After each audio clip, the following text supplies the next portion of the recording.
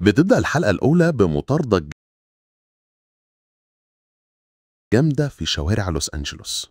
كل حاجة بتتقلب لما ويندل المتهم بقتل بنت سنة 2015 يدخل مغسلة ويطلع سلاحه على المحققة بالارد، بس هي تسبق الأحداث وتقرر تطلق النار الأول. بمجرد ما تضربه سلاحه بيقع فيجري يستخبى ويحاول يغدر بيها، بس على مين؟ تقوم مطلعة السلاح وتديه واحدة على وشه. ساعتها يوصل زميلها ويسألها انت كويسة؟ ويبلغ عن اللي حصل ويطلب عربية إسعاف. ولما يجوا يكبلوا يقول لها أنا كنت فاكر الشغل في القضايا الباردة أأمن شوية. ترد عليه وهي مستغربة: شكلك كنت متفائل زيادة عن اللزوم. تاني يوم الصبح بنشوفهم واقفين في نفس مكان إطلاق النار. وضع أنهم حققوا مع زميل بانارد ومعاها هي كمان علشان يتأكدوا إذا كانت ملتزمة بسياسة إطلاق النار بتاعة الشرطة. ورغم الضغط في الآخر بيقرروا أن تصرفها كان في إطار القانون، بس بيقولوا إنها لازم تخضع لتقييم نفسي. زميلها يهمس لها: خلي بالك الفترة دي كانوا بيسألوني أسئلة كتير عنك، كأنهم جايين علشانك مش علشان اللي حصل. بعد كده بيمشوا وبنشوف بالارد رايحة لقسم الشرطة، وبالتحديد لمكتب القضايا الباردة واللي موجود تحت في الدور الأرضي، تقريبا عاملينه في الأرشيف. وهناك بنبدأ نتعرف على الفريق: كولين هاتيراس باحثة، مارتينا كاسترو متدربة قانونية، تيد رولز شريك احتياطي وعنده شركة أمن، وطبعا ما ننساش شريكها القديم توماس لافونت اللي كانت شغال معاه في قسم السرقة والقتل. بالارد بتروح وتقفل ملف أول قضية وتحطه في صندوق. كولين كانت ناوية تعمل كيكة علشان يحتفلوا بحل أول قضية ليهم، لكن تاد يقاطعهم ويقول الجلوتين مش كويس. كولين ترد وتقول لبالارد أنا عملت لكم مكان نحط فيه القضايا اللي حليناها، وتسألها عن الصناديق اللي جابتها معاها. زميلها يقول أنا أخدتهم أراجعهم. بالارد تتضايق وتقول له اشتغل على قضاياك، ملكش دعوة بتاعتي. بس هو يرد أنا مش عندي أي قضية دلوقتي فقلت أساعدك، ويدخلوا مع بعض في قضية جديدة. يسألها ايه اللي خلاكي تختاري قضية زي دي؟ مجهول وطفل. الفريق يبدأ يركز على القضية، ومن خلال الكاميرات المشهد يلفت انتباه بالارد وتقرر تفتح ملف القضية القديم. يسألوها عن المحققة القديمة اللي كانت شغالة على القضية. ترد بالارد وتقول هي مش بترد على مكالماتي، كنت أتمنى تفتح تليفونها وأعرف منها شوية تفاصيل، لأن كل حاجة في القضية دي غريبة. فجأة يدخل عليهم عضو المجلس بيرلمان ويطلب منها يتكلموا في مكتبها، وأول ما تدخل يقول لها بنبرة حادة انت لسه بقالك أسبوعين في الشغل وجايالك كل الانتقادات دي. بالارد ترد ده بسبب حادثة إطلاق النار اللي حصلت امبارح. مش بس علشان كده، دي بخصوص كل الحوادث اللي الشرطة اتورطت فيها والموضوع متصدر الأخبار. بالارد ترد بحدة: أنا ما كنتش عايزة يضرب عليا نار، بس واضح إنك نسيت عنوان الخبر، إحنا قبضنا على القاتل. شخص تاني يقول لها: إحنا عايزين عناوين أقل إثارة للجدل، نركز على مقتل أخت عضو المجلس. بالارد ترد: ده بالضغط اللي بنحاول نعمله. عضو المجلس يتنرفز ويقول صح، بس المكان هنا عامل زي مدرسة، سرعوا شغلكم بقى. ترد بالارد أنا بحاول، بس أقولك على مفاجأة، الناس هنا مش شغالين ببلاش، ولما تطلب دعم مالي يرفضوا. ترد بعصبية في الحالة دي ما تطلبوش معجزات، الناس هنا يا متطوعين يا احتياطيين ومش هطلب منهم أكتر من كده. يسألها انتي استجوبتي براين ريتشموند؟ ترد لسه. يقول لها هو المشتبه الرئيسي في جريمة سنة 2001، كان حبيبها القديم. عضو المجلس يقاطعها: هو اللي قتلها. ترد بالارد أنا مش هواجه حد غير لما أكون متأكدة إنه هو الفاعل. وتضيف: طلبت من قسم البصمات كل الأدلة وهعيد استجواب كل الشهود، إحنا بس محتاجين شوية وقت. عضو المجلس يتعصب ويقول الجملة دي محتاجين شوية وقت دي بتجنني، علشان نكون واضحين، دي فرصتك الأخيرة. لو ما حلتيش قضية سارة كل حاجة هتضيع منك. بعد ما يخرجوا من المكتب نشوف بالارد في مكتبها، تدخل عليها كولين وتوصف عضو المجلس بالوغد. تسأل بالارد: هو تاد يعرف عضو المجلس؟ ترد عليها: أيوة، كانوا زمايل أيام الثانوي. بعد كده توريها آخر فيديو لسارة. بالليل نشوف بالارد وهي رايحة مكان في حفلات، ولما توصل يوقفها الحارس. تسأله: زميرة باركر هنا؟ وتوريه شارتها، فيشاور لها على المكان. لما تروح لزميرة وتعرفها نفسها، تسألها عن قضية الراجل المجهول اللي كانت شغالة عليها سنة 2020. زميرة ترفض ترد وتقول لها: أنا مش مهتمة بالموضوع. بالارد ترد: واضح، عرفت ده من أول ما ردتيش على اتصالاتي. شرطة لوس أنجلوس دي بقت من الماضي، ومش هرجع أبص ورايا تاني، ومفيش حل للقضية دي. علشان كده كان تقريرك مقتضى بكده. أنا عملت شغلي. كان في طفل، حاجة مهمة جدا وانتي غفلتي عنها. أنا حاولت، بس مفيش حد ادى القضية أولوية. أنا هعيد فتح القضية. وعلى فكرة، في تسلسل الأحداث، انت ذكرتي 4 مشاوير للبيت ده، لكن في حاجة نسيتيها. بالارد قطعها: بس انت ما ذكرتيش ده في تقريرك.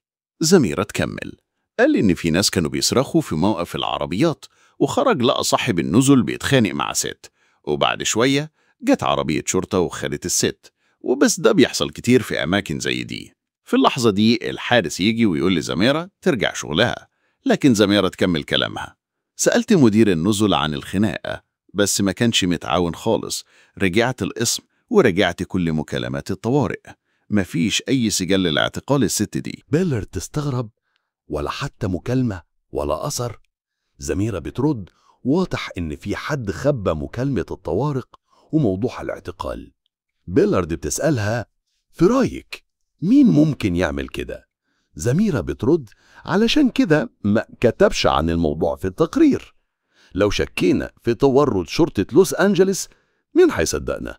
بالارد تقول لها: بس ليه ما حاولتوش تثبتي إن في حاجة مش مظبوطة؟ لأن توجيه تهم للشرطة ما بيفتش، وكمان ما فضلتش في الاسم كتير بعد كده. استقلت بعدها بأسبوع أو 2 من الحادث.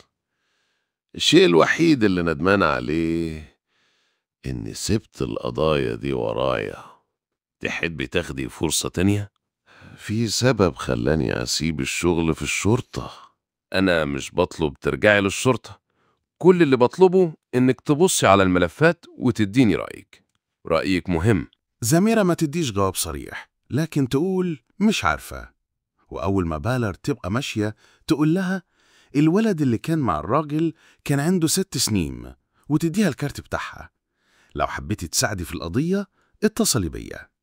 نرجع للمكتب، نشوف بالارد بتتكلم مع زميلها عن القضية، ويطلعوا عند الفريق. كولين تبدأ تقول: السرقة اللي حصلت في محل مجوهرات، عندي تصور للربط بين الأحداث. بس تقدي أقطعهم، الحر شغال علينا، المكيفات بايظة ولا إيه؟ وهما بيتكلموا عن موضوع السرقات وإزاي يتعقبوها. زميرة باركر تدخل عليهم وبين عليها إنها متفاجئة من المكان. بالارد ترحب بيها وتعرفهم على الفريق. تيدي يحاول يتفشخر قدامها، بس زميرة تديله كلمة تقيلة ترجعه مكانه ساكت. بالارد تقول لهم: إحنا بنحقق في جريمة الراجل المجهول. بس زميرة تقاطعها: أنا هنا علشان أبص على التقارير وبس، مش جاية أحقق مع حد. توماس يدخل في الكلام ويقول: الفريق ده اتكون علشان قضية أخت عضو المجلس اللي اتقتلت وهي عندها 16 سنة واتخلع تقويم أسنانها وهي بتموت. بالارد توريهم بصمة الإصبع اللي لقوها على الشباك اللي القاتل نط منه. زميرة تبص عليها وتقول: ممكن ما تنفعش، دي متلطخة جامد. بالارد ترد: أنا مش بفكر في البصمة نفسها، أنا بفكر في الشريط اللي استخدموه لرفع البصمة، ممكن يكون في حمض نووي للقاتل. الفريق يمدح ذكائها: ولما تروح تطلب تحليل الDNA يقولوا لها النتيجة هتطلع بعد شهر أو شهرين. لما بالارد قالت لهم إن القضية ليها علاقة بعضو المجلس، سألتها المسؤولة: أنت اللي بتديري وحدة القضايا الباردة؟ ردت بالارد: أيوة أنا هي. قالت لها: هخلي القضية أولوية، مش عشان عضو المجلس، عشانك أنت. سمعت عن اللي عملتيه السنة اللي فاتت، كنت شجاعة جدا. بعد ما طلعت شفناها سايقة عربيتها وراجعة البيت. قعدت هي وجدتها قدام البحر ومعاهم كلبتها لولا. سألتها جدتها: انتي لسه متأثرة باللي حصل من سنة؟ ردت بالارد: في واحدة في المعمل جابت سيرة الموضوع. قالت لها جدتها: في داعي اني روحها واتكلم معاها. ردت بالارد: نيتها كانت كويسة، بس أول ما حد بيجيب سيرة اللي حصل بحس إني رجعت لنفس اللحظة، كأني لسه محبوسة فيها. المشهد بيروح على زميرة في أوتيل سانبيم. شافت عملة نظافة هناك، وسبنسر صاحب الأوتيل قالت له إنها كانت بتحقق في قضية الرجل المجهول سنة 2020. الموظفة بينت شوية توتر، بس سبنسر تجاهل كلام زميرة، ولما بدأت تهدده بسجله في سرقة السيارات والمجوهرات بدأ يسمعها وسألها عاوزة إيه. قالت له: أنا عايز أعرف لو حد جاء وسأل عن الشخص ده. استغرب وسألها: أنت جاء تسألي عن واحد مات من 5 سنين؟ قال لها إنه مش عارف حاجة وطلب منها تمشي، وقال لها إن وجود الشرطة بيضر شغله. عامر النظافة كان واضح إنه عاوز يقول حاجة بس كان متردد. نرجع لمركز الشرطة. يجي لهم اتصال عاجل، حولوه للمحقق أوليفاس، ولما رد كانت واحدة بتسأل على زميرة باركر. قال لها إنها ما بقتش شرطية، والمكالمة اتقفلت فجأة. نرجع للفريق وهم بيتكلموا مع بعض، وبالارد تتدخل وتشوف كولين حاطة دليل على مكتبها. كولين قالت لها إنها حاسة بطاقة غريبة منه تخص القضية. بالارد استغربت وسألتها: يعني إيه؟ أنت شايفة نفسك وسيطة روحية؟ كولين ردت: ده مجرد إحساس. بالارد قالت لها: الإحساس مش هينفعنا في شغلنا. كولين اعتذرت وقالت إنها مش هتكرر كده تاني. بعد شوية توصل زميرة للمكتب. بالارد نادتها وقالت لها: أنا رايح على الهوتيل سانبيم، في حاجة لازم أعرفها قبل ما أروح هناك. ردت زميرة: أنا كنت هناك والموضوع مات من زمان، من 5 سنين. إيه اللي هنستفاده دلوقتي؟ بالارد قالت: مش عارفة، بس لو محدش اهتم كل حاجة هتفضل مدفونة. زميرة قالت: أنا مش قادر أرجع للموضوع ده، يمكن عمري ما كنت قادرة. بالارد ردت: انت غلطانة، انت رحتي الأوتيل وده معناه إنك تقدري، بس ادي لنفسك وقت. بعد ما مشيت زميرة، بالارد جالها اتصال من دارسي. قالت للفريق إنهم قدروا يطلعوا حمض نووي من شريط البصمة، وحينتظروا النتيجة عشان يعرفوا تبع مين. زميرة سألتها عن حبيب الضحية القديم. بالار قالت إن بيرلمان بيشك إنه هو اللي قتل أخته. المحقق لافانت قال لها: ربنا يوفقك، بس محتاجة مذكرة قانونية عشان تحصلي على عينة من حمضه النووي. قالت له: هجيبها بطريقتي. بعد كده شفناها سايبة عربيتها في الشارع وغيرت هدومها رسمية. جات لها مكالمة من نيلسون وقال لها إنه سمع عن اختبار الحمض النووي. سألها: البصمة بتاعت ليتشمان؟ ردت بالارد: مش هنقدر نعرف حاليا. قال: أنا عاوز أسمع منك مش من غيرك. ردت عليه: لو عرفنا حاجة هتبقى أول واحد يعرف. بعدها دخلت محل بيشتغل فيه براين ريتشموند. قال لها العامل إنه هيكون معاها حالا، وسألته: أنت براين؟ قال: أيوة. طلبت منه يعمل أسعيرة لواشم. قال لها إنه مشغول وفي عامل تاني يساعدها. نشوفها بعتت رسالة لشخص. بعدها جاله اتصال لبراين. لما قام حتى يرد على الاتصال، ينزع القفاز ويرميه في الزبالة. بعد شوية راحت خدت القفاز اللي رماه براين وقالت له أنها خارجة تشوف عربيتها. خرج وراها وقال لها إنه عرف من الأول إنها مش شرطة، وخد القفاز منها وقال: الشرطة خربت حياتي بسبب القضية دي، سيبوني عايش. نرجع للمركز. المحقق أوليفاس بيدور على مكتب القضايا البردة. دخل وقابل توماس لافونت. قابل كولين وقالت لها إنها متطوعة. بعدها دخلت سميرة وشافت أوليفاس واستغربت بس ما بينتش. قال لهم إنه كان شريكها لما كانت في الشرطة، وجالهم عشان واحدة اتصلت وسألت على زميرة وبعدين قفلت الخط. قال لهم إنه تتبع المكالمة وطلعت جاية من أوتيل سان بيم، نفس مكان الجريمة اللي حبتقوا فيها سوا. عرض يساعد، لكن بالارد قالت له انت مشغول كفاية، شكرا على الزيارة. ولما طلع طلب منها تنسى اللي حصل. قالت له انا ناوي انسى بس بعد ما اخد حقي منك. المشهد بيعدي وبنشوف بالارد بتسبح في البحر بعد يوم طويل وبتمارس ركوب الأمواج. بعدها تقابل زميرة وتشكرها إنها جت. زميرة تسألها على طول ليه طلبتي تقابليني؟ قالت بالارد أنا شايفتك إنك إضافة كبيرة لفريقي وبتمنى تسيب اللي حصل وراكي وتمشي لقدام. زميرة قالت أنا وإخواتي أهلنا كانوا دايما يقولولنا نبعد عن الشرطة، ولما قررت أدخل الأكاديمية الكل سابني حتى صحابي. كنت فاكرة إني ممكن أغير حاجة بس اللي حصل غير كده. ولما شفتك فكرت إني ممكن أعمل فرق في القضية دي، بس الرجوع لLAPD فكرني ليه سبتها. سألتها بالارد ليه سبدي؟ قالت زميرة النفاق وزمايل مزيفين. ردت بالارد وفي ضحايا كمان. عارفة ازاي بقيت رئيسة وحدة القضايا الباردة؟ انتقدت واخدة كام في القسم وبدل ما يتحاسب أنا اللي طرد. زميرة قالت الوغد ده أوليفاس صح. بالارد طلبت منها رسميا تنضم للفريق وبعد تردد وافقت. وفي النهاية شفنا زميرة داخلة موقف عربيات أوتيل سان بيم وكان فيه شرطة كتير والأوتيل متطوق بشريط أمان. ولما زميرة سألت اللي حصل قالت لها شغالة في الأوتيل إن في بنت اسمها يوليا اتقتلت. زميرة اتفاجأت وسألتها يوليا كانت شغالة عند مين؟ ردت الشغالة وقالت لها إنها كانت تعمل كمنظفة زيها. ولما زميرة خرجت شافت المنظر من بعيد واتخضت.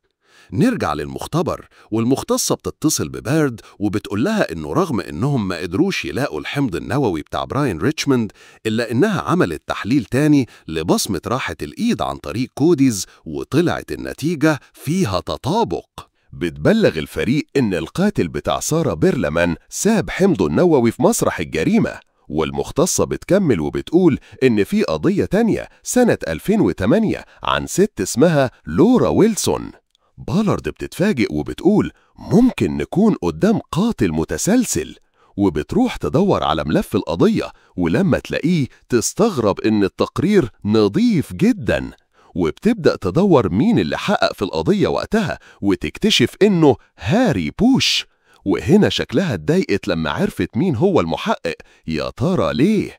لو عايزين تعرفوا باقي الأحداث استنوا الفيديو الجاي. ما تنسوش تدعمونا بلايك حلو كده، ولو لسه ما اشتركتوش في القناة اضغطوا على زر الاشتراك وفعلوا الجرس عشان يوصلكم كل جديد أول بأول.